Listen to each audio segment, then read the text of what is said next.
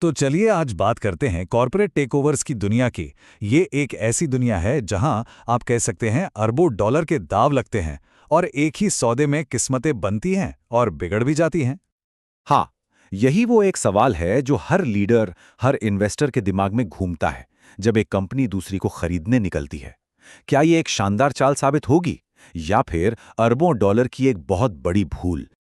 तो इन सौदों में कितना बड़ा जोखिम होता है, इसे समझने के लिए ना एक बहुत ही मशहूर उदाहरण से शुरू करते हैं। ये सौदा ये ग्लोबल स्टील पावर हाउस बनाने के इरादे से किया गया था, लेकिन किस्मत देखिए, टाइमिंग इससे खराब हो ही नहीं सकती थी। अब ये जो केस है ना, ये एक क्लासिक उदाहरण है। मतलब एक ऐसा सौदा जो लॉजिक से ज्यादा इमोशन पर टिका था। सोचिए, एक ब्राजीलियन कंपनी से होड़ चल रही थी और पीछे छूट जाने का डर भी था। तो नतीजा, बाजार जब बिल्कुल अपने चरम पर था, तब एक बहुत बड़ी कीमत चुका दी गई। तो सवाल ये उठता है कि आखिर इतनी स्मार्ट कंपनियां इतने जोखिम भरे दांव खेलती ही क्यों हैं, खासकर तब जब ये अक्सर बर्बादी पर ही खत्म होते हैं। तो सोर्स मटेरियल एक बहुत ही मजबूत दबाव की ओर इशारा करता है।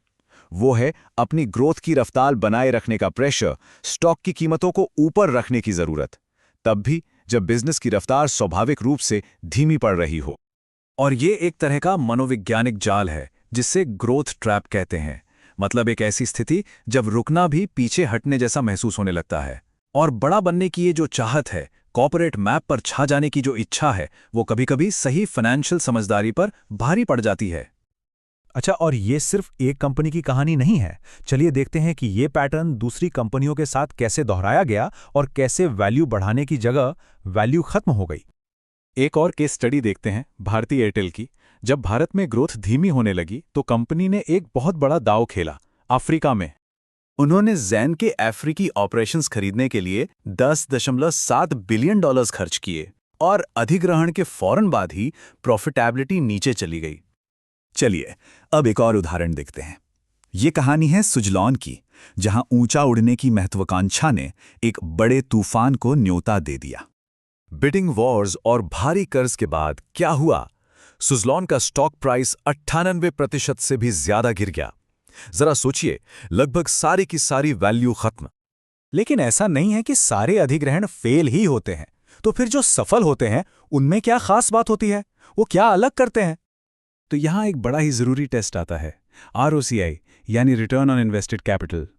ये एक बहुत सीधा सा सवाल पूछता है, क्या किसी अधिग्रहण पर खर्च किया गया पैसा बैंक डिपॉजिट जैसे किसी सुरक्षित विकल्प से बेहतर रिटर्न देगा भी या नहीं? और यहीं पर एक स्मार्ट और एक नासमझ सौदे के बीच का फर्क साफ हो जाता है। एक तरफ एक बुरा सौदा है जो 8-9% के बैंक रिटर्न को भी पार करने के लिए संघर्ष करता है। वहीं दूसरी तरफ एक अच्छा सौदा है जो इस रिटर्न को कहीं पीछे छोड़ देता है। और मजे की बात यह है कि इसे सही तरीके से कैसे किया जाता है, इसका एक बेहतरीन उदाहरण हमें टाटा ग्रुप से ही मिलता है।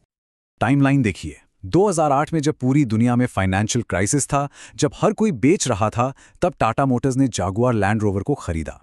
एक ऐसी कंपनी जो मुश्किल में थी लेकिन जिसमें बहुत पोटेंशियल था। और नतीजा, कुछ ही सालों में JLR टाटा मोटर्स के 90% से ज्यादा मुनाफे का सोर्स बन गई। तो जीतने वालों के सिद्धांत एकदम साफ हैं।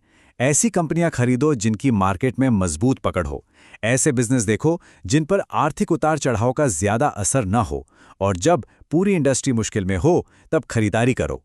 लेकिन सबसे जरूरी बात, सही कीमत चुकाओ। ठीक वैसा ही जैसा इमामी ने झंडू को खरीदते वक्त किया था, एक मजबूत कंज्यूमर ब्रांड को अपने साथ जोड़ा।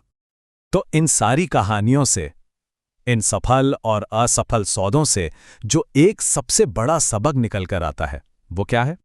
बात साइज की नहीं है, बात ईगो की भी नहीं है। असल बात सिर्फ एक है, उस एसेट के लिए चुकाई गई कीमत।